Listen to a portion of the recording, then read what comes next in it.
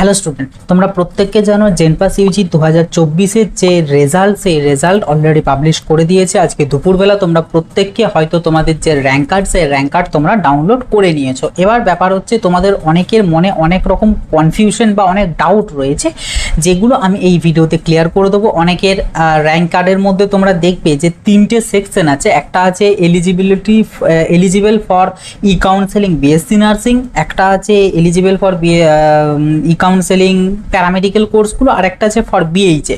তো তার পাশে ইয়েস নো বা নো, 3টে ইয়েস বা সবগুলোই নো, এরকম বিভিন্ন জনের বিভিন্ন রকম এই জায়গাতে লেখা আছে। তো ওগুলোর অ্যাকচুয়াল মিনিং কি, এবং সব থেকে গুরুত্বপূর্ণ যেটা জিনিস সেটা হচ্ছে এখানে তোমাদের কিছু মার্কসের একটা এলিজিবিলিটি ক্রাইটেরিয়া আছে। সেটা কত, জেনারেলদের ক্ষেত্রে একরকম, ওবিসি বি, ওবিসি এদের জন্য একরকম, এসসি এসটিদের জন্য একরকম, পিডাব্লিউডিদের জন্য একরকম, এরকম বেশ কিছু ক্যাটাগরি ওয়াইজ একটা মার্কস বেঁধে দেওয়া আছে। যে মার্কসের উপরে যদি কেউ পায় তবেই তারা কিন্তু ই কাউন্সেলিং, যেটা সে ই কাউন্সেলিংয়ের জন্য এলিজিবল হবে, আদারওয়াইজ এলিজিবল হবে না।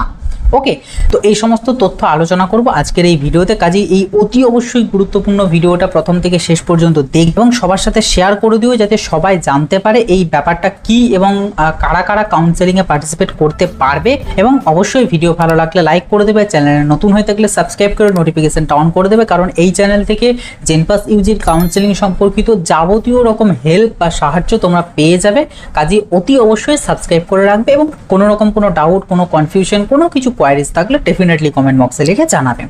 তো চলো আমরা প্রথমে র্যাঙ্ক কার্ড একটা ওপেন করি, যে র্যাঙ্ক কার্ডের থ্রুতে আমি তোমাদেরকে বিশ্লেষণ করে দেবো যে কোনটার কি মিনিং, কে পার্টিসিপেট করতে পারবে, কে পারবে না, ডিটেলস আমি আলোচনা করে দেবো। তো দেখো, এটা হচ্ছে একটা ক্যান্ডিডেটের র্যাঙ্ক কার্ড। এই র্যাঙ্ক কার্ডের মধ্যে আমি পার্সোনাল ইনফরমেশনগুলো হাইড করে রেখেছি। এখানে এই ক্যান্ডিডেটটা পেপার 2 এক্সামিনেশন দেয়নি এবং শুধুমাত্র পেপার 1 দিয়েছে, যেখানে সে মার্কস পেয়েছে 37.0000, মানে এক্স্যাক্টলি 37, যেটার ভিত্তিতে তার মেরিট র্যাঙ্ক যেটা অর্থাৎ জিএমআর র্যাঙ্ক সেটা এসেছে 14,539 এবং বিএমআর র্যাঙ্ক নেই, কারণ পেপার 2টা দেয়নি। তোমরা প্রত্যেকে জানো পেপার 2টা অনলি ফর বিএইচ এর জন্য, ওকে, মানে যেটা ব্যাচেলর অফ হসপিটাল অ্যাডমিনিস্ট্রেশনের জন্য। এবং এই ক্যান্ডিডেটের কোনো ক্যাটাগরি নেই, যে কারণে কোনো ক্যাটাগরি র্যাঙ্কও নেই। তোমাদের যে সমস্ত ক্যান্ডিডেটদের অনেক ক্যাটাগরি রয়েছে, SC, ST, OBC, OBC A, OBC B, WS ইত্যাদি র্যাঙ্ক আছে, তো তোমাদের ক্ষেত্রে এখানে সেই র্যাঙ্কগুলো থাকার তোমরা মাথায় রাখবে। তোমাদের যে কাউন্সেলিং, সেই কাউন্সেলিং এখানে কোনো র্যাঙ্ক ধরে হবে না, অনলি কাউন্সেলিং হবে এই জিএমআর র্যাঙ্ক ধরে, এই জিএমআর র্যাঙ্ক ধরে। এবং বিএইচএ কোর্সটার জন্য অনলি এই বিএমআর র্যাঙ্ক ধরেই কিন্তু কাউন্সেলিংটা হবে। জিএমআর র্যাঙ্ক ছাড়া, জিএমআর এবং বিএমআর র্যাঙ্ক ছাড়া অন্য কোনো ক্যাটাগরি র্যাঙ্ক এখানে কোনো রকম কোনো প্রযোজ্য নয়। শুধুমাত্র ক্যাটাগরি র্যাঙ্কটা তোমার কাজে লাগবে তোমাকে একটা সিট সিকিউর করার জন্য, বাট কাউন্সেলিং হবে জিএমআর র্যাঙ্ক ধরে। ওকে, এবার আমি তোমাদেরকে বলবো এখানে একটা খুব ভাইটাল একটা পোর্শন রয়েছে এটার ব্যাপারে, কারণ এটাকে নিয়ে অনেকের অনেক রকম প্রবলেম ক্রিয়েট করে। সেটা হচ্ছে এইখানে দেখো, তোমরা প্রথমে দেখতে পাবে একটা অপশনস আছে যে eligibility for centralized E counselling for BSc nursing, then আছে eligibility for centralized E counselling for যে প্যারামেডিক্যাল কোর্সগুলো আছে, দেন আছে eligibility for centralized E counselling for BHA. তো এই ক্যান্ডিডেটটার ক্ষেত্রে দেখো, বিএসসি নার্সিং এরটা ইয়েস রয়েছে, প্যারামেডিক্যালেরটা ইয়েস রয়েছে এবং বিএইচ এরটা নো রয়েছে। বিএইচ এরটা নো রয়েছে তার কারণ এই ক্যান্ডিডেটটা পেপার 2 দেয়নি।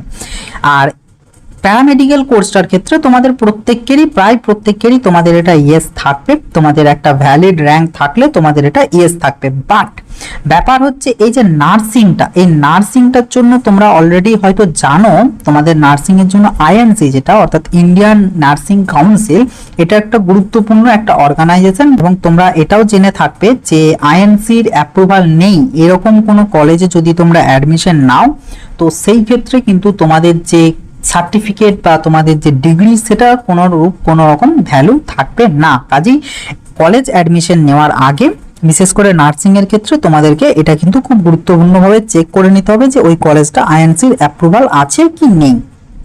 এবার এই আইএনসি থেকে আমাদের 8ই এপ্রিল 2022-এ একটা নোটিশ দিয়েছিল, যে নোটিশটা তোমরা ওয়েবসাইটে পেয়ে যাবে গুগলে। সেই নোটিশে কিছু এলিজিবিলিটি ক্রাইটেরিয়া বলে দেওয়া আছে বিভিন্ন ক্যাটাগরি ওয়াইজ, যে কোন ক্যাটাগরিদের কত পার্সেন্টাইল মার্কস এলে তারাই এলিজিবল ফর বিএসসি নার্সিং। ওকে, যেমন ফার্স্ট হচ্ছে 50%, 50% কাদের জন্য? যারা জেনারেল ক্যাটাগরি, জেনারেল বা ওপেন ক্যাটাগরিদের জন্য 50% মার্কস আনাটা খুবই জরুরি বা বলতে পারো ম্যান্ডেটারি। যাদের 50% মানে মার্কস 30.7500 এই মার্কসের কম মার্কস পেয়েছো তোমরা যারা, তোমাদের প্রত্যেককে দেখবে এই বিএসসি নার্সিং এর ইএস এর জায়গাটাতে নো লেখা আছে যদি তোমরা জেনারেল ক্যান্ডিডেট হয়ে থাকো। এবার আসি 45%, এখানে ডিটেলসটা আমার ঠিক মনে নেই কোন ক্যাটাগরির কোনটা, বাট 45% আই থিঙ্ক এটা রয়েছে তোমাদের ওবিসি এ, ওবিসি বি এবং ইডাব্লিউএস দের জন্য সম্ভবত 45%। এবং 40%টা যেটা অর্থাৎ 28.0833 এই মার্কসের কম যদি কোনো এসসি এসটি ক্যাটাগরির কোনো ক্যান্ডিডেট এবং পিডাব্লিউডি ক্যাটাগরির ক্যান্ডিডেট এর কমে মার্কস পেয়ে থাকো, তো তোমাদের কাছে একটা র্যাঙ্ক থাকবে ভ্যালিড, তোমাদের এই উপরে এখানে র্যাঙ্ক শো করবে, বাট এখানে তোমাদের র্যাঙ্ক শো করবে কিন্তু তোমাদের এই যে এখানটাতে লেখা থাকবে নো, কারণ এইখানেই তোমাদেরকে বলে দিয়েছে কারা কারা এলিজিবল ফর কাউন্সেলিং, তোমাদের যে কাউন্সেলিংটা হয় অনলাইনে, এই কাউন্সেলিং এর জন্য কারা কারা এলিজিবল বা যার র্যাঙ্ক কার্ডটা খুলেছো সে এলিজিবল কিনা। তোমরা নিশ্চয়ই তোমাদের র্যাঙ্ক কার্ডই খুলবে, কাজেই তোমরা এলিজিবল কিনা সেটা এখানে দেখতে পেয়ে যাবে। এই ক্যান্ডিডেটটা যেমন বিএইচ এর জন্য এলিজিবল নয়, ঠিক আছে। তো এই বছরে কিন্তু আশা করছি এখানে মার্কস হিসাবেই তোমরা বুঝতে পারছো যে তোমাদের কাট অফ কিন্তু ভালো রকমই হাই যেতে চলেছে, এবং আমি এটা আগেও বলেছি যে এটা শুধু জেনপাস বলে না, ডাব্লিউবিজির ক্ষেত্রেও আমি বলেছিলাম যে কাট অফ হাই যাবে এবং গিয়েছে। জেনপাসের ক্ষেত্রেও আমি বলে দিচ্ছি কাট অফ হাই যাবে এবং এটাও মিলিয়ে নেবে। এছাড়া এএনএম জিএনএম এর ক্ষেত্রেও কাট অফ হাই যাবে, এটাও তোমরা মিলিয়ে নেবে। বরং জেনপাসের ক্ষেত্রে আমি যেটা মনে করছি ডাব্লিউবিজেই বা এএনএম জিএনএম এর তুলনায় এটার ক্ষেত্রে একটু বেশি কাট অফটা হাই যাবে। ওকে, এবার তোমাদেরকে যদি মার্কসগুলোর কথা বলি, আমরা যদি 2023-এর র্যাঙ্ক অনুযায়ী বিশ্লেষণ করি, 2023-এ এই যে 50%, এই 50% মিনস হয়েছিল আগের বছরে 23.5000। ওকে, অর্থাৎ 50% মানে মার্কস হয়েছিল গত বছর 23, সেটা এবছর চলে গিয়েছে 30-এ, মানে আশা করি বুঝতে পারছো কতটা ফ্ল্যাকচুয়েট ঘটেছে। নেক্সট যদি বলি 45%, গত বছরে 45% ছিল 22.4167। ওকে, এটা যেটা এই বছরে গিয়েছে 29। এবং যদি 40% কথা বলি, তো 40% ক্ষেত্রে গত বছর ছিল 21.3333। ওকে, যারা গত বছর এই মার্কসের কম পেয়েছিলে এসসি এসটি এবং পিডাব্লিউডি ক্যাটাগরি, তোমরা কাউন্সেলিংয়ে বসতে পারোনি। সেম অ্যাজ এই বছরে 40% মানে হচ্ছে 28.0833। তো এই মার্কসের কম যারা মার্কস পেয়েছো তোমরা প্রত্যেককে কিন্তু বিএসসি নার্সিং এর কাউন্সেলিং এর জন্য এলিজিবল নও, এবং তোমাদের এই যে এই জায়গাটাতে তোমরা দেখতে পাবে তোমাদের নো লেখা থাকবে এই জায়গাটাতে।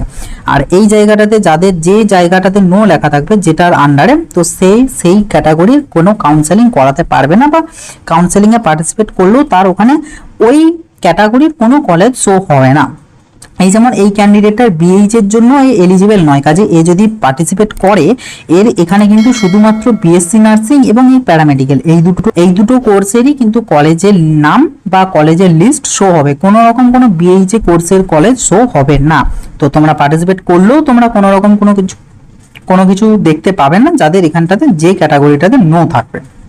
তো এটা অনেকের কনফিউশন ছিল, এবং মার্কস দেখি আশা করি বুঝতে পারছো তোমাদের এই বছরে কতটা হাই মার্কস এসেছে বা কাট অফ কতটা হাই গিয়েছে। ঠিক আছে, মানে প্রায় 7 থেকে 8 মার্কস কিন্তু বেড়ে গিয়েছে, এবং তার থেকেও বড় কথা হচ্ছে এই যে জেনারেলদের সাথে এসসি এসটি বা ওবিসিদের সেরকম খুব একটা মার্কসের ডিফারেন্স হয়নি। তো তোমরা দেখে নিলে, এবং আশা করছি তোমাদের এই সংক্রান্ত যে কনফিউশনটা ছিল এটা তোমাদের ক্লিয়ার হয়ে গিয়েছে। এবং আমি যার র্যাঙ্ক কার্ড দেখালাম সেই ক্যান্ডিডেটটা যেমন 37 মার্কস পেয়েছে, এবং সে জেনারেল ক্যান্ডিডেট, আর জেনারেল ক্যান্ডিডেটদের 50% মার্কস পেতে হবে, যেটা মানে দাঁড়াচ্ছে এই বছরের হিসাবে ওই 30 পয়েন্ট সামথিং। তো সে সেটার থেকে যেহেতু বেশি নাম্বার পেয়েছে, যে কারণে ওই ক্যান্ডিডেটের ওখানে ইয়েস লেখা রয়েছে। তো এইভাবেই কিন্তু তোমাদের প্রত্যেকের এই জিনিসটা হবে, এবং তোমরা যারা যে ক্যাটাগরির এবং ওই যে পার্সেন্টাইলের যে ব্যাপারটা ওটার থেকে কম পেয়েছো, তোমাদের ওখানে নো লেখা থাকবে, এবং নো লেখা থাকা মানে তুমি সেই কাউন্সেলিংয়ে পার্টিসিপেট করতে পারবে না। এটা একদম ক্লিয়ারলি যেটা আইএনসির নিয়ম বা রুলস বলতে পারো। ওকে, তো এটাই ছিল একটা গুরুত্বপূর্ণ আপডেট। তোমরা অনেকেই হয়তো ভাববে যে র্যাঙ্ক কার্ড পাওয়া বা একটা র্যাঙ্ক থাকা মানেই তুমি যে কাউন্সেলিংয়ে পার্টিসিপেট করতে পারবে, এমনটা কখনো না। কারণ তোমাদের যে রুলস, সেই রুলসের মধ্যে যদি তুমি পড়ো তবেই তুমি কাউন্সেলিংয়ে পার্টিসিপেট করতে পারবে, এবং ওখানে লিখে দেওয়া থাকবে ইয়েস নো করে লিখে দেওয়া থাকবে, যেটাতে যেটাতে ইয়েস লেখা থাকবে সেগুলোতেই শুধুমাত্র পার্টিসিপেট করতে পারবে। তো এই ছিল ছোট্টর উপর একটা ভিডিও এবং গুরুত্বপূর্ণ একটা আপডেট, খুবই গুরুত্বপূর্ণ আপডেট। কারণ অনেকে এখনই বুঝে যেতে পারবে যে তোমরা ওই ক্যাটাগরির কাউন্সেলিংয়ে বসতে পারবে কিনা। অনেকে হয়তো এখন দেখা গেল ওখানে তার বিএসসি নার্সিংয়ের ক্ষেত্রে লেখা আছে যে নো, অর্থাৎ সে এলিজিবল নয়, বাট দেখা গেল সে ওয়েট করে বসে আছে যে কখন কাউন্সেলিং হবে, কখন কাউন্সেলিং হবে। অন্যান্য হয়তো এক্সাম দিয়েছিল, সেগুলো সব স্কিপ করে গেল। দেন দেখা গেল সে যখন কাউন্সেলিং বসেছে তার কোনো বিএসসি নার্সিংয়ের কলেজ শো করছে না, তখন সে এধার ওধার করবে, কেন হচ্ছে না, সবার শো হচ্ছে, তোমারটা কেন শো হচ্ছে না, এরকম করবে। করার পর দিয়ে আসল কারণ জানতে পারবে যে ও বাবা, আমার তো র্যাঙ্ক কার্ডই বলে দেওয়া ছিল যে নো। তো সেই কারণে আমি তোমাদেরকে আগেই এই জিনিসটা জানিয়ে রাখছি যে তোমাদের যার যে ক্যাটাগরিটার আন্ডারে ইয়েস লেখা আছে শুধুমাত্র সেটাতেই কাউন্সেলিং তোমরা করতে পারবে, অন্যগুলোতে করতে পারবে না। আর যাদের সবগুলো ইয়েস থাকবে তারা সবগুলোর জন্যই পারবে। তো এটাই ছিল খুব গুরুত্বপূর্ণ একটা আপডেট। আশা করছি এই আপডেটটা তোমাদের কাজে লাগবে, কাজে খুব বেশি বেশি করে ভিডিওটাকে শেয়ার করে দিও সবার সাথে, যাতে প্রত্যেককে এই ইনফরমেশনটা জানতে পারে। এবং ভিডিওতে অবশ্যই একটা লাইক করে দিবে, চ্যানেলে নতুন হয়ে থাকলে সাবস্ক্রাইব করে নোটিফিকেশনটাকে অন করে দেবে, এবং কোনো রকম কোনো ডাউট, কোনো কোয়ারিজ, কোনো কিছু জিজ্ঞাসা থাকলে ডেফিনেটলি কমেন্ট বক্সে লিখে জানাবে। এছাড়া আমার সাথে পার্সোনালিও যোগাযোগ করতে পারো, আমার যাবতীয় কন্ট্যাক্ট ডিটেলস ভিডিও ডেসক্রিপশন বক্সে দেওয়া আছে। এছাড়া তোমাদের কিছু টপ 10 প্রাইভেট প্যারামেডিক্যাল কলেজ নিয়ে আমার অলরেডি ভিডিও দেওয়া আছে, স্কোপ আফটার প্যারামেডিক্যাল কোর্সের নিয়ে দেওয়া আছে, বেস্ট কোর্স কোনটা প্যারামেডিক্যালের এই সংক্রান্ত অনেক ভিডিও দিয়ে দেওয়া আছে অলরেডি, এই বছরের নতুন ভিডিও। তো সেগুলো না দেখে থাকলে অবশ্যই দেখে নেবে, আই বাটনে এবং ডেসক্রিপশন বক্সে লিঙ্ক দেওয়া থাকবে, অবশ্যই সেখান থেকে গিয়ে দেখে নেবে। তো চলো আবার দেখা হবে নতুন একটা ভিডিওতে। সকলে ভালো থাকবে, সুস্থ থাকবে, বাই।